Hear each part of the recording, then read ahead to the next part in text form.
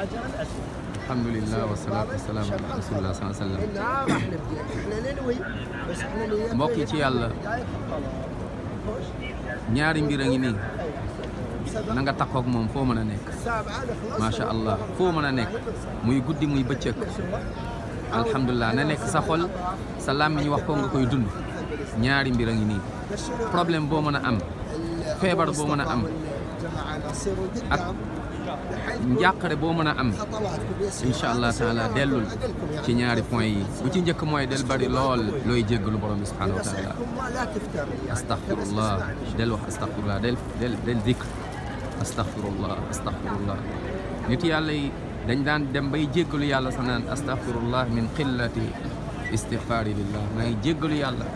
ndax lu ma néew lu may jéggalu yàlla donc waxal astaghfirullah yàlla da lay ubbil buntu xéewal àdduna ak àllaaxira astaghfirullah ngay jéggalu yàlla di moytu bàkkaar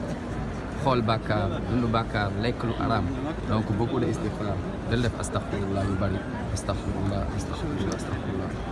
bul fàtte donc premier moom mooy loolu ñaareel mooy del bari looy julli ci yonent bi sallallahu alayhi wa sallam julli ci yonent bi sallam yàlla